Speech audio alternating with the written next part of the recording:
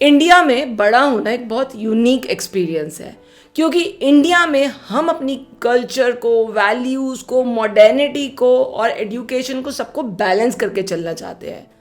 कभी आपने सोचा है कि एक टीनेजर के लिए ये सब करना कितना चैलेंजिंग हो सकता है? नहीं।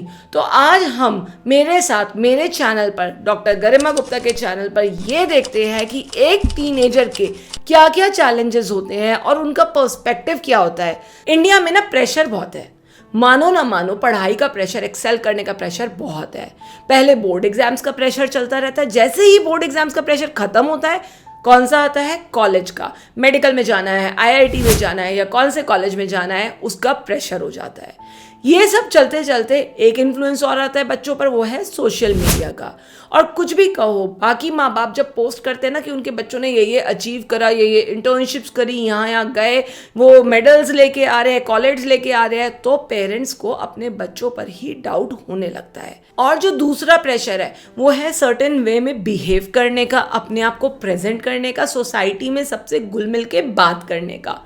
सोशल मीडिया का जो सबसे बड़ा नुकसान ये टीनेजर्स पर है वो ये है एक्सपेक्टेशन। एम आई एनफ? मैं क्या ठीक कर रहा हूँ। स्टडीज यहाँ ये भी बताती हैं कि सोशल मीडिया लोनलीनेस और एंजाइटी की, स्पेशली टीनेजर्स में, फीलिंग्स इंक्रीज कर देता है। यहाँ तक कि एक स्टडी जो कि journal of youth and adolescence 2017 में पब्लिश की गई है, उसमें पाया गया है कि कांस्टेंट कंपैरिजन की वजह से सोशल मीडिया पे बच्चों में एंजाइटी, डिप्रेशन बहुत ज़्यादा हो रही है। अब एक और प्रेशर है इन बच्चों पे जो शायद हम पर भी था और हम आगे दे रहे हैं, शायद हमारे पेरेंट्स पर भी था और वो आगे दिया। तो ये प्रेशर है कि फ्यूचर डिसाइड करना। जो ये वर्ड्स हम बोलते हैं वो कॉन्स्टेंटली बच्चे पर प्रेशर डालते हैं। उसकी एक्सपेक्टेशंस खुद से अगर नहीं मीट होती हैं तो ये प्रेशर बढ़ता चला जाता है और एक बर्डन बन जाता है। यहाँ तक कि अगर आपका बिजनेस है और आपका बच्चा बिजनेस में ना आना चाहे और आप उस पर ये बोलें कि आप बिजनेस में आओगे बेटा, ये उनकी इंडिपेंडेंस पे भी क्वेश्चन मार्क है। हमारी इंडियन फैमिलीज में पेरेंट्स गलत नहीं सोच रहे हैं, लेकिन वो ट्रेडिशनल जो करियर चॉइसेस हैं, डॉक्टर, इंजीनियर एटसेट्रा के आगे बच्चों का हॉराइजन बहुत वाइड हो गया है। उनको नई नई क्रिएटिव चॉइसेस, क्रिएटिव फील्ड समझ में आने लगे हैं। Social media manager, videographic editor या फिर क्रिएटर ऑफ सम कंटेंट, या फिर उनके अपने अपने ड्रीम्स हैं अपनी बिजनेस स्टार्ट करने के, अपने स्टार्टअप्स के। सो बच्चों, अगर आपको अपने पेरेंट्स को बताना है कि आप क्या सोच रहे हैं, तो आप कुछ कुछ तरीकों से अपने पेरेंट्स के साथ अच्छी तरह कम्युनिकेट कर सकते हो। बहस से तो कोई फ़ायदा नहीं है, आर्ग्यू करने से कोई फ़ायदा नहीं है, पेरेंट्स को डिसरिस्पेक्ट करने से भी आपको कुछ नहीं मिलेगा, क्योंकि वो कभी भी आपके लिए गलत नहीं सोचेंगे। सो आपको कुछ तरीके बताती हूँ जिससे आप अपने पेरेंट्स के सामने ये बातें अपने मन की रख सकते हैं। नंबर 1, सबसे पहले choose the right time and right place. कई बार पेरेंट्स अपनी लाइफ की प्रॉब्लम्स में इतने बिजी होते हैं, उलझे होते हैं कि वो उस वक्त सही माइंडसेट में नहीं होते हैं। प्यार बहुत करते हैं पर टाइम निकाल नहीं पाते हैं। सो उनसे बात करके एक टाइम फिक्स करिए। Number 2, be honest and clear. ये बोलने से कि आप मुझे समझते ही नहीं हो, क्या निष्कर्ष मिलेगा? कुछ नहीं। पेरेंट्स भी इरिटेट हो जाते हैं, पेरेंट्स भी परेशान हो जाते हैं, पेरेंट्स भी अपने आप को क्वेश्चन करने लगते हैं। कुछ नहीं मिलने वाला। आप उनसे सीधा सीधा बात करो ना कि मुझे ऐसा लगता है कि मुझे ऐसे करना चाहिए। अब आप सजेस्ट करो मम्मी, आप सजेस्ट करो पापा, मैं सही सोच रहा हूँ या नहीं। नंबर 3, उनके कंसर्न्स को एक्नॉलेज करिए।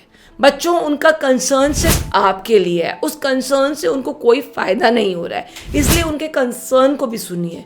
हो सकता है उनके एक्सपीरियंस के बेस पे वो कई चीज़ें ऐसी आपको बताएं जो आप सोच भी नहीं पा रहे हो। उसको सुनो और समझो और अडैप्ट करने की कोशिश करो। Number 4, be patient and be open to feedback. आप पहले तसल्ली रखो, पहले अपने आप को संभालो। उत्तेजित होकर बात करने से कुछ नहीं मिलेगा। बहुत बच्चे मैंने ऐसे देखे हैं जो अपने पेरेंट्स से बात करते हुए बहुत हाइपर हो जाते हैं, गुस्से में आ जाते हैं, चिड़चिड़ आ जाते हैं, उससे कोई फ़ायदा नहीं है। और अगर पेरेंट कोई फीडबैक दे रहा है तो उसको एक्सेप्ट नहीं कर पाते, उसको समझ नहीं पाते। अगर पेरेंट बोल रहे हैं कि नहीं इस टाइम पढ़ लेते हैं उसके बाद ये डिसाइड करेंगे, तो सुन लो ना उस वक्त, सही तो कह रहे हैं। कई बार पेरेंट्स सही नहीं कहते अगर आपके हिसाब से, तो उनसे उस टाइम बात करो।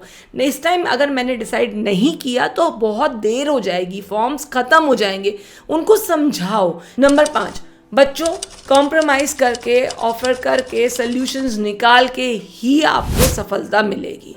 अगर आप अपने पेरेंट्स से बात कर रहे हो जो आपका पर्सपेक्टिव नहीं समझ रहे हैं, तो आप उनका समझ के भी कई बार फ्रस्ट्रेट हो जाते हो।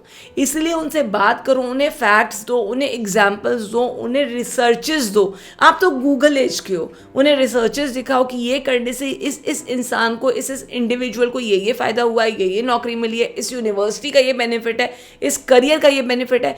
सो बच्चों, बड़ा होना एक डेस्टिनेशन नहीं है, ये एक जर्नी है। आज आप जो जर्नी ले रहे हो उसमें आप प्रॉब्लम्स भी आपकी, सोल्यूशन भी आपके, लड़खड़ाओगे भी आप, नंबर भी आपके, करियर भी आपका, सब कुछ आपका। बस थोड़ा सा एडवाइस लेके, थोड़ा सा बड़ों का पर्सपेक्टिव लेके, थोड़ा सा अपना पर्सपेक्टिव ओपनली उनके आगे रख के चीज़ें सॉल्व हो जाती हैं।